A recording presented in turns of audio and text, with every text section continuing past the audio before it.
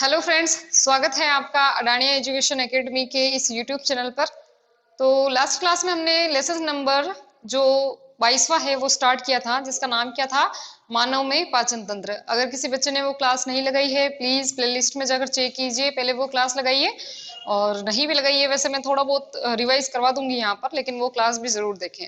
ठीक है, तो आज हम ये वापस इसका सेकंड पार्ट स्टार्ट करने जा रहे हैं। कल हमने क्या क्या पढ़ा था?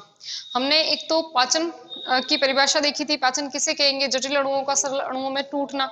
पाचन की क्रिया क्यों होती है? क्योंकि हमें ऊर्जा चाहिए। जब हम भोजन करेंगे तो उसके जो अणु होते हैं वो बड़े बड़े होते हैं, है ना। वो कोशिकाओं में अवशोषित नहीं किए जा सकते हैं, उनको तोड़ना पड़ता है, तब जाकर वो कोशिकाओं में प्रवेश करते हैं। वहां पर जब जैसे ग्लूकोज है, ग्लूकोज जाएगा किसी कोशिका के अंदर, तो ऑक्सीजन के साथ क्रिया करके वो क्या क्या बना देता है? ग्लूकोज जो होता है, ये जो है ऑक्सीजन के साथ क्रिया करके क्या क्या बना देता है? आप सभी को पता है क्या बनाता है? कार्बन डाइऑक्साइड बनाता है, जल बनाता है, और प्लस एटीपी का निर्माण करता है। एटीपी के बारे में मेरे पास एक क्वेश्चन आया था कि मैम एटीपी क्या होता है। पिछली क्लासे आपने शायद नहीं देखी है, उसमें मैंने बताया भी था कि एटीपी क्या होता है। एटीपी का फुल नेम क्या होता है? Adenosine triphosphate. क्या होता है? Adenosine triphosphate. ये हमारी शरीर की रासायनिक ऊर्जा होती है। जब हम खाना खाते हैं हम कहते हैं ऊर्जा मिलती है, तो किससे मिलती है? इसके रूप में मिलती है हमें, एटीपी के रूप में हमें ऊर्जा मिलती है। ठीक है, तो हमारे शरीर में हम भोजन ग्रहण करते हैं, भोजन जो खाते हैं, तो भोजन खाने के बाद में जब उसका पाचन हो जाता है, वो टूट कर देखिए ग्लूकोज बना है, तो ग्लूकोज किससे मिलेगा? कार्बोहाइड्रेट से मिलता है। कार्बोहाइड्रेट एक जटिल पदार्थ है, जब वो टूट जाता है तो उससे ग्लूकोज मिलता है हमें, और ग्लूकोज जो है वो कोशिकाओं में जाता है। ऑक्सीजन भी आती है कोशिकाओं के अंदर, है ना, रक्त से लाई जाती है। तो दोनों जब आपस में क्रिया करते हैं तो ये पदार्थ बनाते हैं। यहाँ तक अपने बात की थी, पाचन की बात की थी, पाचन किसे कहते हैं, पाचन की प्रक्रिया क्यों जरूरी है। उसके बाद में हमने पाचन तंत्र को देखा था, और पाचन तंत्र के दो मुख्य भाग होते हैं। एक तो क्या होता है, आहार नाल होती है, और दूसरा पार्ट कौन सा होता है? पाचक ग्रंथियां। पाचक ग्रंथियां तीन प्रकार की अपने देखी थी, हालांकि अभी अपन ने उसको पढ़ा नहीं है, आगे पढ़ेंगे। तो अभी तो अपन आहार नाल पढ़ रहे हैं। तो पाचक ग्रंथियां तीन प्रकार की होती है। मुख में पाई जाने वाली लार ग्रंथियां, एक हमारे शरीर की सबसे बड़ी ग्रंथि होती है जिसे अपन यकृत ग्रंथि कहते हैं, और एक कौन सी ग्रंथि होती है? अग्नाशय ग्रंथि होती है ना, जो बहिस्त्रावी और अंतःस्त्रावी दोनों प्रकार की ग्रंथियां हैं। तो ये तीन ग्रंथियां थी, और उसके अलावा आहार नाल के अंदर अपन ने जो पार्ट कल मैंने लिखवाए भी थे आपको, और उसमें से अपन ने माउथ जो है, यानी कि मुख जो है वो कंप्लीट कर लिया था। मुख के अंदर क्या होते हैं? दांत होते हैं, और एक अपन ने पढ़ा था जीभ के बारे में, दांत और जीभ के बारे में, दांत और जीभ के बारे में। तो आप सभी को पता है कि दांत जो होते हैं वो हमारे चार प्रकार के होते हैं: कृतनक,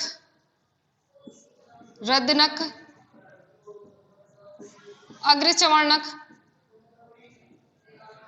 और कौन से थे? चवर्णक।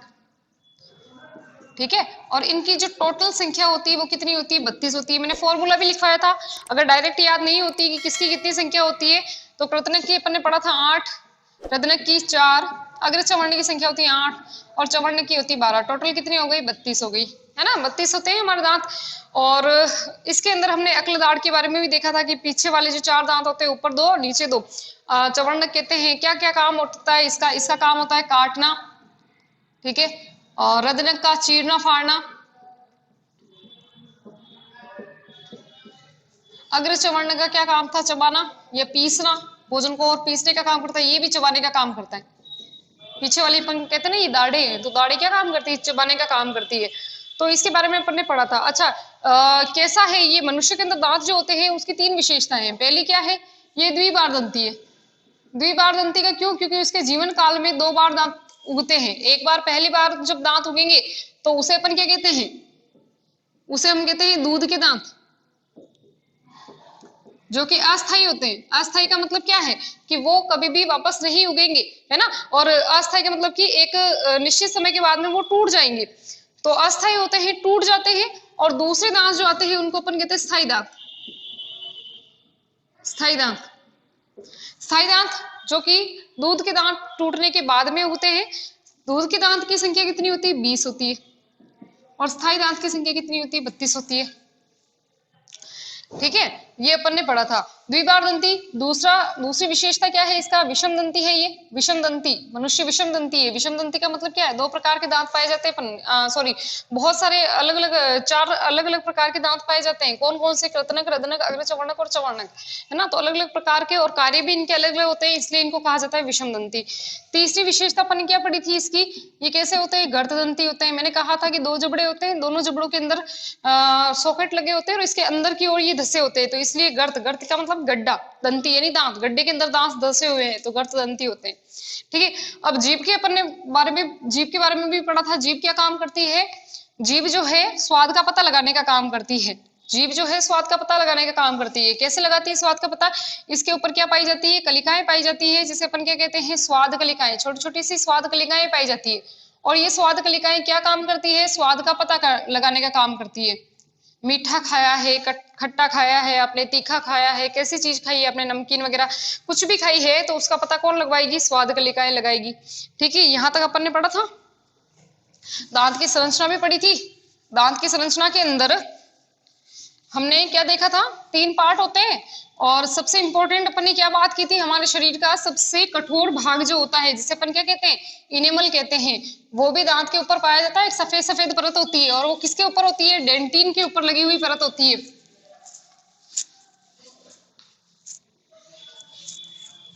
चलिए, अब इसके आगे मैंने थोड़ा सा तो आपको कल पढ़ाया था ग्रसिका के बारे में, सॉरी ग्रसनी के बारे में। ग्रसिका तो अभी अपन ने स्टार्ट नहीं किया, आज स्टार्ट करेंगे। तो अपन ने ग्रसनी के बारे में देखा था। ग्रसनी जिसे अपन क्या कहते हैं, फेरिंग्स कहते हैं, है ना। ग्रसनी के बारे में अपन ने ये देखा था कि माउथ कैविटी जहां पर मुख होता है,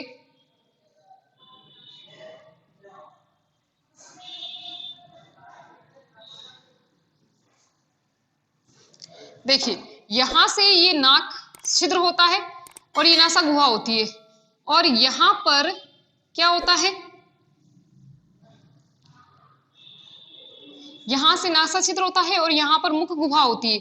ये नासा गुहा, ये मुख गुहा, दोनों जिस स्थान पर आगे जाकर मिलती है, या जिस स्थान पर ये खुलती है, इस भाग को अपन क्या कहते हैं, ग्रसनी, ग्रसनी कहते हैं, फेरिंग्स कहते हैं, ग्रसनी कहते हैं, है ना। तो यहाँ पर हवा भी इसी रास्ते से आएगी अब, और यहाँ पर भोजन भी इसी रास्ते से आएगा, लेकिन आगे जाकर ये अलग अलग भागों में बढ़ जाता है। और आपको पता है कि ये दोनों जो है आगे जाकर दो नलिकाएं बनाती है, और दोनों नलिकाओं के ऊपर यहाँ पर कौन सी संरचना होती है, एपिग्लोटिस होता है। और एपिग्लोटिस क्या काम करता है, एपिग्लोटिस क्या काम करता है, भोजन को वायु नलिका में जाने से रोकता है ना। क्यों, जब हम खाना खाएंगे तो ये वायु नलिका को बंद कर देता है, और भोजन जो है वो भोजन नलिका में चला जाता है। इसका मतलब कि ग्रसनी के बाद में एक नलिकाकार संरचना और पढ़नी है हमें, नाम लिखवाया था कल मैंने, है ना। उसे अपन क्या कहते हैं, ग्रसिका, ग्रसिका, ईसोफेगस क्या कहते हैं, ईसोफेगस कहते हैं। चलिए, आज हम पढ़ेंगे ग्रसिका के बारे में और आमाशय के बारे में।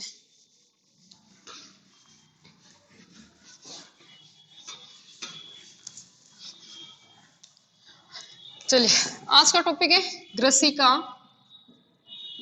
और आमाशय। उसे आगे पढ़ेंगे अपन। तो ग्रसिका को ईसोफेगस भी कहते हैं, मैंने जैसा कि बताया। और मैंने बताया कि ये कैसी होती है, एक नलिकाकार संरचना होती है। जैसे आप बिल्कुल ये समझ लो कि जैसे कि जब हम श्वसन क्रिया पढ़ी थी हमने, तब श्वास नलिका पढ़ी थी। श्वास नलिका के अंदर वायु जाती है अंदर की ओर, है ना। तो श्वास नलिका के अंदर हमने ऐसे पढ़ा था कि ये श्वास नलिका होती है, आगे जाकर ये दो भागों में, दो फेफड़ों के अंदर, दोनों ही फेफड़ों के अंदर ये खुल जाती है ना, श्वसनी कहलाती है ये। तो ऐसे खुल जाती है। तो यहाँ पर ये श्वास नलिका थी, वैसे की वैसे ही अब यहाँ पर क्या है, भोजन नलिका, या इसको अपन क्या कहते हैं, ग्रसिका। इसी को अपन क्या कहते हैं, भोजन नलिका, और इसी को अपन क्या कहते हैं, ईसोफेगस।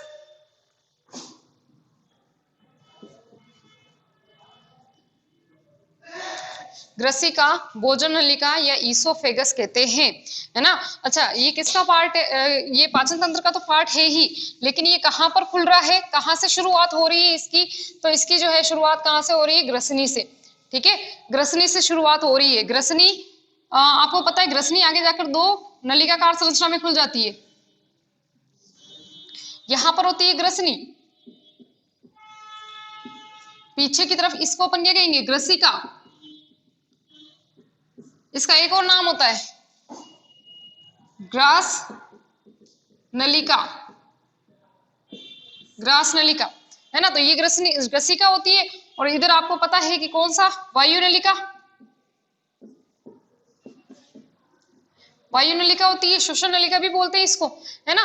तो ये होती है ग्रसिका, भोजन नलिका, ईसोफेगस, ग्रास नलिका, सभी इसी को बोलते हैं। तो आप नाम में ज्यादा कंफ्यूजन ना करें। देखिए अब अपन ग्रसिका के बारे में पढ़ते हैं। एक नलिकाकार संरचना होती है, ठीक है। लंबाई जो होती है इसकी वो कितनी होती है, 25 सेंटीमीटर। कितनी होती है, 25 सेंटीमीटर। शुरुआत कहां से हुई है, ग्रसिका से। आगे जाकर किसमें खुलेगी, आमाशय के अंदर। ग्रसिका आगे जाकर कहां पर खुल जाती है, आमाशय के अंदर खुल जाती है। तो ऊपर, इसके ऊपर कौन हो गया, कौन सी संरचना हो गई इसके ऊपर, ग्रसनी हो गई। और ये कौन हो गया, ग्रसिका। और यहां पर क्या होता है इसका, आमाशय। तो आपको ये भी ध्यान रखना है कि किसके बीच में होती है ना। और यहाँ पर आपको पता है कौन सी संरचना होती है, यहाँ पर जो आगे की तरफ संरचना होगी उसको अपन कहेंगे, ग्रसनी कहेंगे, फेरिंक्स जिसे बोलते हैं। ठीक है, लंबाई कितनी होती है, 25 सेंटीमीटर होती है। इसके अंदर 4 परतें पाई जाती है। कितनी परतें पाई जाएगी, 4 परतें पाई जाएगी।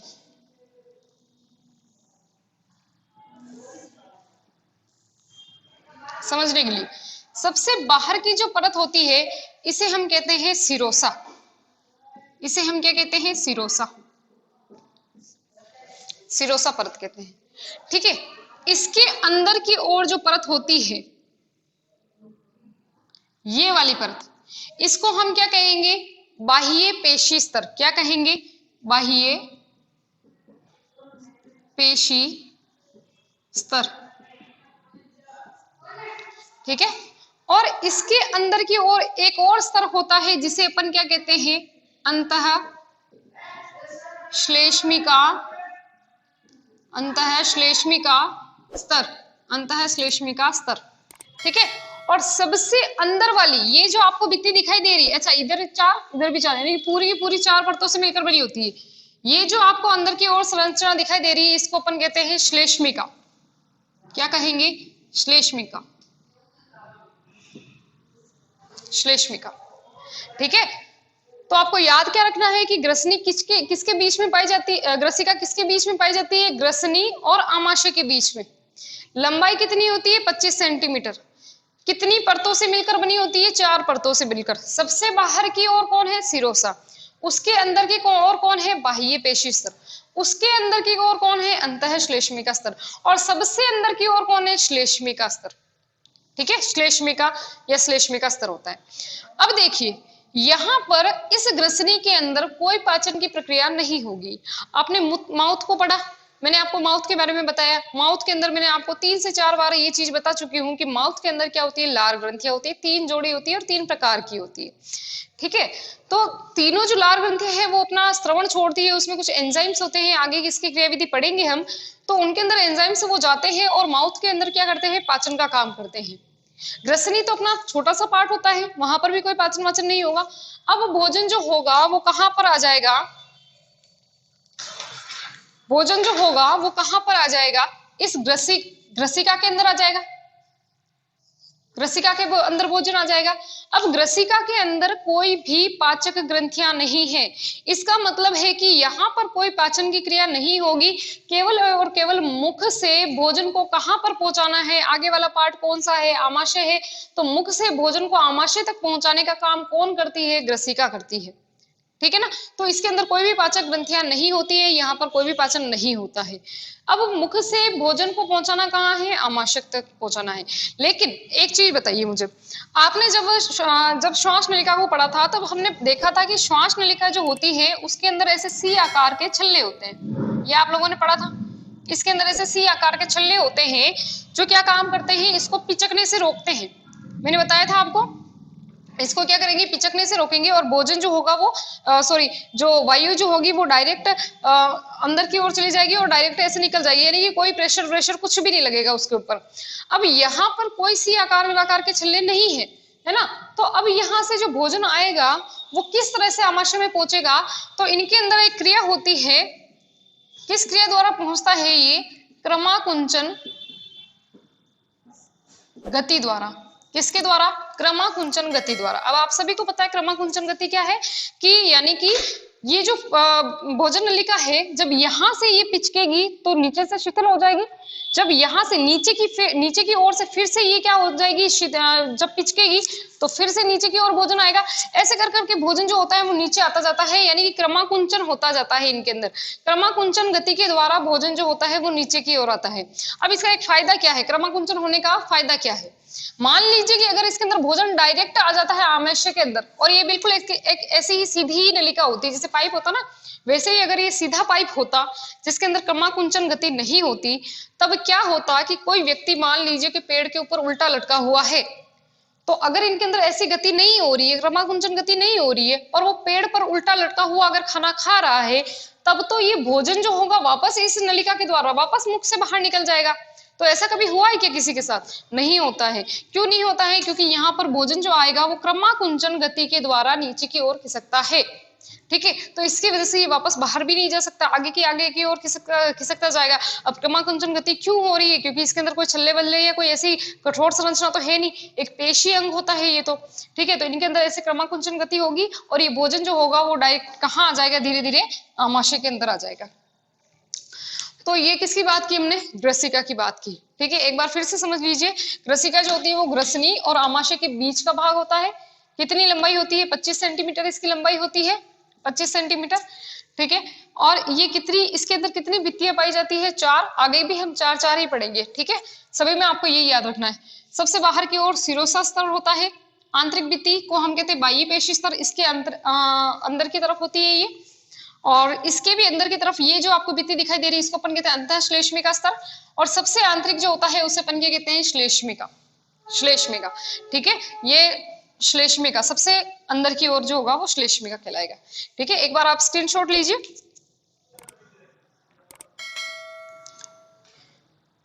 चलिए आगे देखते हैं, रफ कर दूं इसे मैं। ये हो गया आपका ग्रसिका का पार्ट, ईसोफेगस।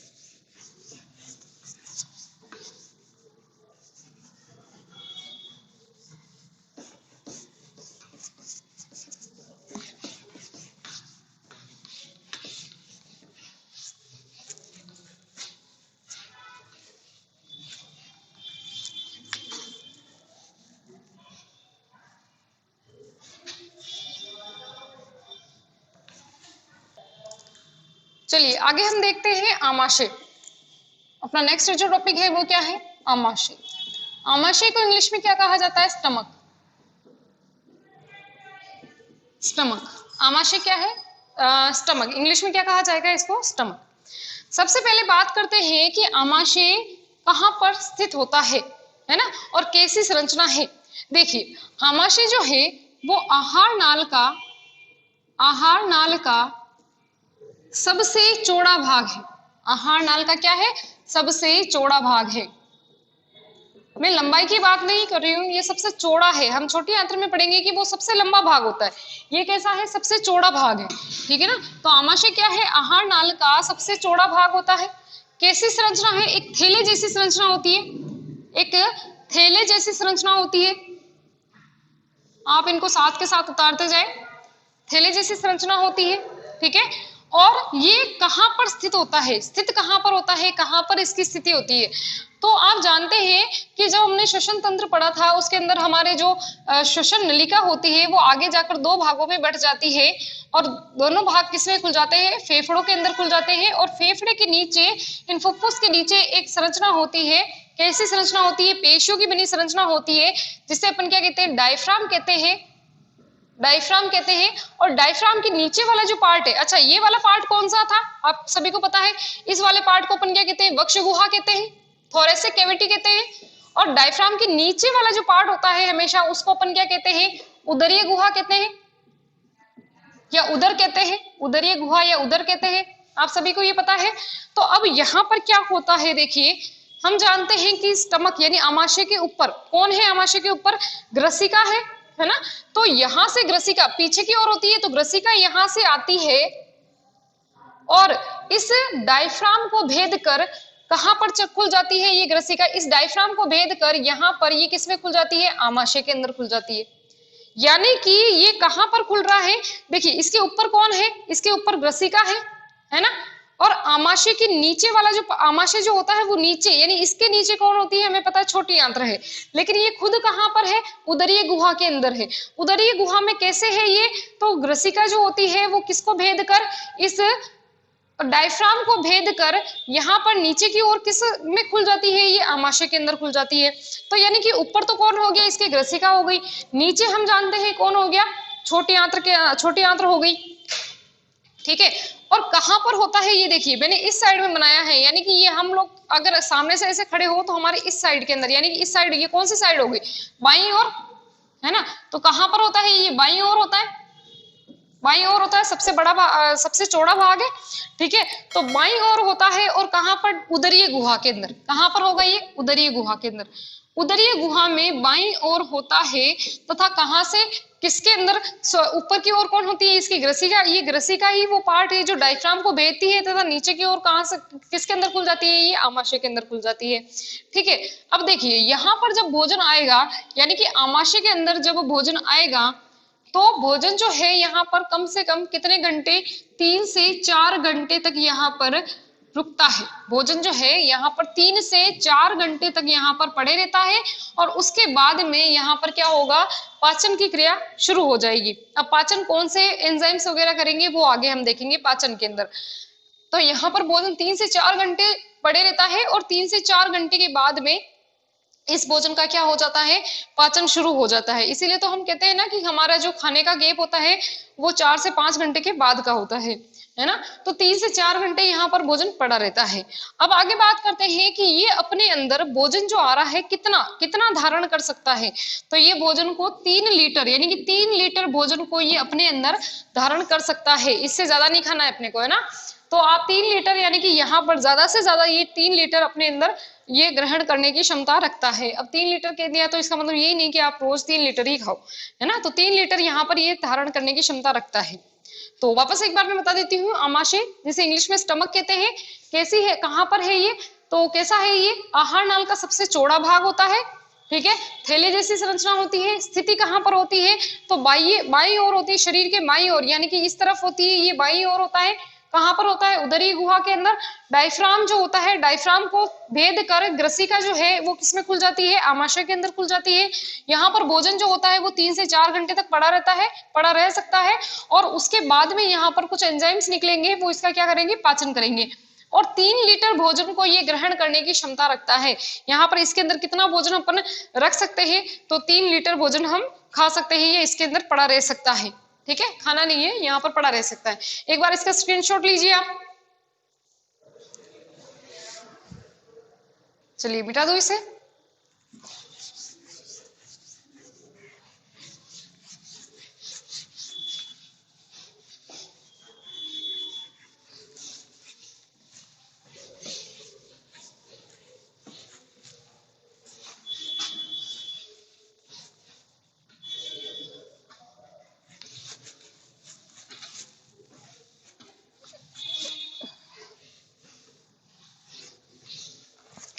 अब देखते हैं कि ये जो आमाशय है वो कितने भागों में बटा होता है। तो आमाशय के 3 पार्ट होते हैं। कितने होते हैं, 3 पार्ट।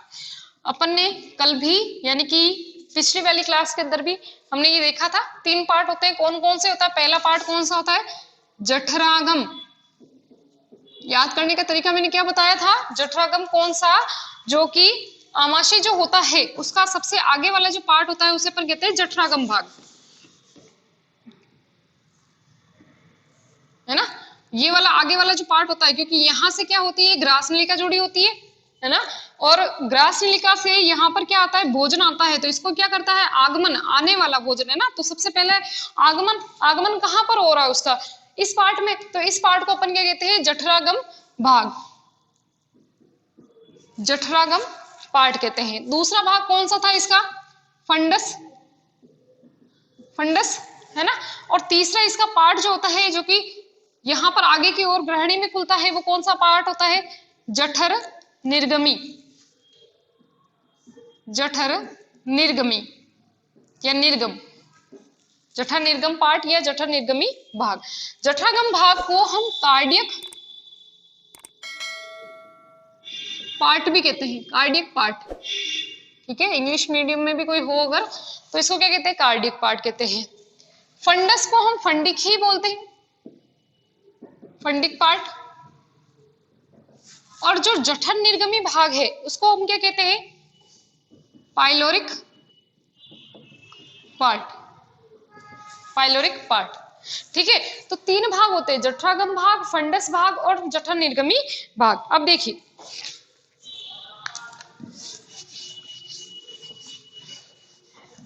जो आमाशय होता है, जो आमाशय होता है, हालांकि ऐसा नहीं होता है लेकिन अभी अपने को रफ डायग्राम बनाना है समझने के लिए, है ना। तो जो आमाशय होता है उसके तीन पार्ट होते हैं, अपन ने बताया अभी अभी अपन ने पढ़ा, तीन भाग होते हैं। जो ये वाला भाग होता है, इसका आगे वाला भाग, अच्छा यहां से आएगी, कौन आएगी, ग्रसिका आएगी। ग्रसिका किसमें खुल जाएगी, आमाशय के अंदर। तो इसका जो आगे वाला पार्ट होता है यहां तक का, उसको हम क्या कहते हैं, जठरागम भाग कहते हैं, जठरागम भाग।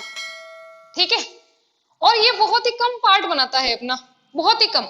और इसका जो ये भाग होता है, यानी कि यहाँ पर जो ये जगह होती है जहां से ये भोजन आता है, उसे हम क्या कहते हैं, कार्डिया कहते हैं। क्या कहते हैं, कार्डिया। कार्डिया कौन है, तो कार्डिया जो है ग्रसिका और जठरागम के बीच वाला भाग है जहां पर भोजन आ रहा है, कार्डिया बोलेंगे इसे। ठीक है, बहुत ही छोटा सा भाग होता है जिसे अपन कहते हैं जठरागम। अब देखिए जठरागम के बीच वाला जो भाग होता है, जो कि इसका कितना प्रतिशत भाग बनाता है, 80% भाग बनाता है, सबसे बड़ा भाग ही यही होता है। और इसे अपन क्या कहते हैं, फंडस। क्या कहेंगे, फंडस। ठीक है, कहां पर होता है, जठरागम की नीचे की ओर होता है, 80% भाग बनाता है, बहुत ही इंपॉर्टेंट है। और ये इसको क्या कहते हैं, फंडस कहते हैं, सबसे बड़ा भाग ही ये बनाता है। इसके अंदर एक स्तर होता है, यहां पर, इसके अंदर यहां पर एक स्तर होता है। इस स्तर को अपन क्या कहते हैं, श्लेष्मिका स्तर। श्लेष्मिका स्तर, मोटा सा स्तर होता है, श्लेष्मिका स्तर कहते हैं। ठीक है, अब देखिए यहां पर इस श्लेष्मिका स्तर के अंदर क्या पाई जाएगी, तो इसके अंदर होती है जठरीय ग्रंथियां।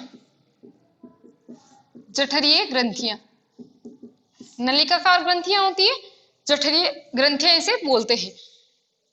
ये जो जठरीय ग्रंथियां होती है वो दो टाइप की होती है, आपको याद रखनी है। जठरीय ग्रंथियां दो टाइप की होती है, कौन कौन सी, एक तो होती है जठर निर्गमी ग्रंथि, और एक को हम बोलते हैं जठर ग्रंथि। जठर ग्रंथि ही बोलेंगे, जठर ग्रंथि। ठीक है, एक को क्या बोलेंगे, जठर निर्गमी ग्रंथि, और एक को क्या बोलेंगे, जठर ग्रंथि ही कहा जाएगा। अब देखिए ये जठर निर्गमी ग्रंथि है, क्या काम करती है, श्लेष्मा का निर्माण करती है, श्लेष्मा का स्त्रवण करती है, ये श्लेष्मा का निर्माण करती है, ये श्लेष्मा का स्त्रवण करती है। और जो जठरीय ग्रंथि है वो भी फिर से दो टाइप की होती है, दो टाइप की। कौन कौन सी, एक होती है जाइमोजन, जाइमोजन ग्रंथि, या यूं कहूं कि इसके अंदर दो प्रकार की कोशिकाएं होती है, एक तो होती है जाइमोजन और एक कोशिका का नाम है अम्लजन, जाइमोजन और अम्लजन। ठीक है, कितने टाइप की हो गई, जाइमोजन और अम्लजन। चलिए यहां से नहीं दिखेगा, मैं वापस इसको रफ करके बता देती हूँ। अब इधर लिख लेती हूं मैं, देखिए सुनिए, जठरीय ग्रंथियां, इसके अंदर जठरीय ग्रंथियां होती है, नलिकाकार ग्रंथियां होती है, जठरीय ग्रंथियां बोलते हैं। ये दो टाइप की होती है, एक तो होगा जठरीय निर्गमी ग्रंथि, एक होगा जठर ग्रंथि। जठर निर्गमी ग्रंथि जो होती है वो क्या काम करती है, श्लेष्मा का निर्माण करती है। और जठर ग्रंथि फिर से दो प्रकार की इसके अंदर कोशिकाएं होती है, दो प्रकार की, कौन सी, जाइमोजन और अम्लजन कोशिका। अब देखिए ये जो जाइमोजन कोशिका है और एक कौन सी होती है, अम्लजन। नाम से पता चल रहा है अम्लजन, अम्लजन है तो अम्ल का निर्माण करेगी। और कौन से अम्ल का निर्माण करती है, HCl अम्ल का निर्माण करती है। जबकि जाइमोजन जो कोशिका है वो दो प्रकार के एंजाइम का निर्माण करती है, जिसे अपन क्या कहते हैं, एक तो पेप्सिन, पेप्सिन, और एक कौन सा होता है, रेनिन, रेनिन। पेप्सिन और रेनिन एंजाइम। ठीक है, फिर से समझिए, जठरागम भाग ऊपर वाला भाग होता है, ठीक है। दूसरा फंडस भाग होता है जो कि 80% भाग बनाता है इसका, और इसके अंदर दो प्रकार की ग्रंथियां, अच्छा इसके अंदर एक तो क्या होगा, श्लेष्मिका का स्तर होगा, और दूसरे क्या होगी, इसके अंदर जठरीय ग्रंथियां होती है। श्लेष्मिका स्तर के अंदर कौन से कितने टाइप की होती है, दो टाइप की होती है, जठर निर्गमी ग्रंथि और जठर ग्रंथि। ठीक है, जठर निर्गमी ग्रंथि श्लेष्मा का निर्माण करती है, और जठर ग्रंथि के अंदर दो प्रकार की कोशिकाएं होती है, जाइमोजन कोशिका और अम्लजन कोशिका। जाइमोजन कोशिका पेप्सिन का निर्माण करेगी, जाइमोजन कोशिका पेप्सिन और रेनिन दोनों का निर्माण करती है, जबकि अम्लजन कोशिका जो होती है वो किसका निर्माण करती है, एचसीएल अम्ल का निर्माण करेगी। अब अम्ल हानि पहुंचाता है नहीं पहुंचाता है वो हम आगे जब इसका कार्य आएगा तब पढ़ेंगे। ठीक है, तो एक बार यहां तक स्क्रीनशॉट लीजिए आप। आपको इन दोनों को याद रखना है, ठीक है। आगे देखते हैं, इन एंजाइम्स के नाम याद रखिएगा, कहां से कौन सी ग्रंथि किसका निर्माण करती है वो भी देखना है आपको। ठीक है, आगे हम बात करते हैं, नेक्स्ट इसका कौन सा पार्ट आ जाता है, जठर निर्गमी पार्ट। तो अभी अपन ने आमाशय के 3 पार्ट पढ़े, यहाँ पर ये वाला जो आगे वाला पार्ट होगा इसको अपन क्या कहेंगे, जठरागम भाग। बीच वाला यहाँ से यहाँ तक का लेकर कौन सा भाग हो जाएगा, फंडस भाग। अब फंडस भाग के आगे वाला जो पार्ट है ना, आगे वाला ये वाला जो आपको पार्ट दिखाई दे रहा है, इसे अपन क्या कहेंगे, जठर निर्गमी भाग। जठर निर्गमी भाग, जठर निर्गमी भाग। ठीक है, और अपन जानते हैं किसको क्या कहते हैं, पाइलोरिक पार्ट भी कहते हैं। और ये जठर निर्गमी भाग आगे जाकर किसके अंदर खुल जाता है, छोटी आंत्र के अंदर। छोटी आंत्र का पहला पार्ट अपन ने कौन सा पढ़ा था, ग्रहणी के अंदर, यानी कि ग्रहणी में इसका कौन सा पार्ट खुलता है, जठर निर्गमी भाग खुलता है। तो ग्रहणी के अंदर ये पार्ट खुल जाएगा, और यहाँ पर एक छिद्र होता है जिसे अपन क्या कहते हैं, पाइलोरस कहते हैं। क्या कहते हैं, पाइलोरस कहते हैं। ठीक है, पाइलोरस। और पाइलोरस के आगे एक अवरोधनी पाई जाती है जिसे जठर निर्गमी अवरोधनी कहते हैं। क्या कहेंगे, जठर निर्गमी अवरोधनी। और ये अवरोधनी क्या काम करती है, तो ये अवरोधनी जो है वो भोजन को फिर से उल्टी दिशा में जाने से रोकती है। यानी कि एक बार भोजन अगर ग्रहणी में पहुंच गया है तो वो वापस इस जठर निर्गमी भाग में या आमाशय में ना जा पाए, इसको रोकने के लिए कौन काम करती है, जठर निर्गमी अवरोधनी। इस जठर निर्गमी अवरोधनी के ऊपर एक छिद्र पाया जाता है जिसे अपन पाइलोरस कहते हैं, और इसी छिद्र के द्वारा जो भोजन है वो पाइलोरस के द्वारा ही किसमें आ जाता है, ग्रहणी के अंदर आ जाता है। ठीक है, यहाँ पर एक और यहाँ पर भी एक अवरोधनी पाई जाती है, इसके ऊपर, किसके ऊपर है ये, कौन सा पार्ट हो गया, ये जठरागम भाग हो गया। और जठरागम भाग के ऊपर भी एक अवरोधनी पाई जाती है, इसे अपन क्या कहते हैं, जठरागम अवरोधनी कहते हैं।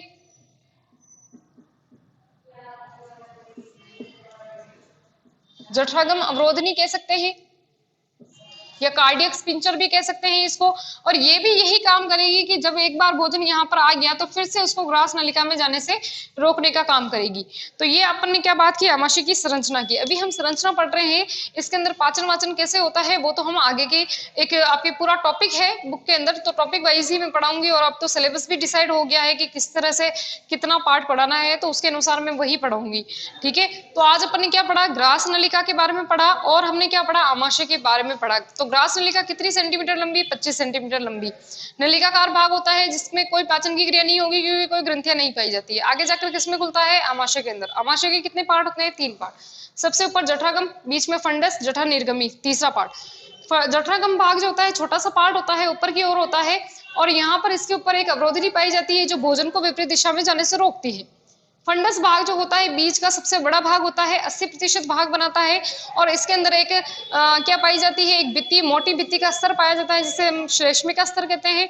और उसी श्लेष्मिका स्तर के अंदर क्या होती है, जठरीय ग्रंथियां होती है 2 प्रकार की।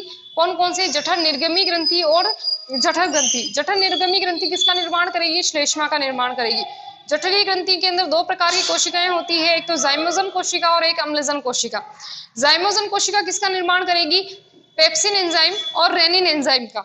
और जो दूसरी बची है कौन सी ग्रंथि, अम्लजन कोशिका। अम्लजन कोशिका जो बची है वो किसका निर्माण करेगी, अम्ल का निर्माण। कौन से अम्ल का निर्माण, एचसीएल अम्ल का निर्माण। इसके बाद कौन सा पार्ट आ जाता है अपना, इसके पास बाद जो है जठर निर्गमी भाग आ जाता है। जठर निर्गमी भाग जो होता है वो कहाँ पर खुलता है, ये आगे जाकर किसमें खुलेगा, ग्रहणी के अंदर खुलेगा। इसके अंदर भी यहाँ पर एक छिद्र होता है जिसे अपन क्या कहते हैं, पाइलोरस, क्योंकि इसको इंग्लिश में क्या कहते हैं, पाइलोरिक कहते हैं ना, तो इससे आप याद रख सकते हो। पाइलोरस कहते हैं। और पाइलोरस से भोजन आगे जाएगा और यहाँ पर आगे की ओर एक अवरोधनी पाई जाती है जिसे जठर निर्गमी अवरोधनी कह सकते हैं हम। ठीक है, तो जठर निर्गमी अवरोधनी वापस क्या काम करेगी, जब भोजन एक बार यहाँ पर आ गया तो ये वापस विपरीत दिशा में इसको जाने से रोकेगी। ठीक है, तो आज की क्लास में हमने यहाँ तक जो पढ़ा है, अगर आपको इसमें कोई भी दिक्कत हो, कोई भी समस्या हो या इससे संबंधित कोई भी क्वेश्चन हो तो आप बिल्कुल कमेंट बॉक्स में लिखें, मैं अगली क्लास के अंदर आपको उसका सोल्यूशन करवा दूंगी। अगर समझ में नहीं भी आया है तो आप वापस कहना, मैं एक बार वापस, वैसे तो मैं रिवाइज करवाती ही हूँ, मैं जब भी नई क्लास लेती हूँ तो उसके अंदर पुराना वाला रिवाइज करवाती हूँ ताकि अगर कोई नया बच्चा भी हो तो उसको पढ़ने में प्रॉब्लम नहीं हो। लेकिन फिर भी अगर आपको जो बच्चे पढ़ रहे हैं रेगुलर उनको कोई प्रॉब्लम हो तो आप कमेंट बॉक्स में जरूर लिखें। अच्छा, कुछ कमेंट्स ऐसे आते हैं कि नए वाले टॉपिक पे जो नई क्लासेस होती है उस पर आते हैं कि आपने मैम हमारा रिप्लाई नहीं दिया या आपने हमारे मैसेज को चेक नहीं किया। तो बच्चों वो वाला मैसेज बहुत पुराना हो जाता है, कितनी क्लासें हम ले चुके हैं, है ना, तो उसके ऊपर मैं चेक नहीं कर पाती हूँ क्योंकि बहुत पुराना वीडियो हो जाता है, तो उसके ऊपर कमेंट्स चेक नहीं कर पाती हूँ। आप नए जो वीडियोज है या तो उन पे आप कमेंट कीजिए तो मैं उन्हें चेक भी कर पाऊंगी। तो इसके अंदर इससे संबंधित कोई भी परेशानी हो आप कमेंट बॉक्स में जरूर लिखें। आज क्लास यहीं तक, थैंक यू।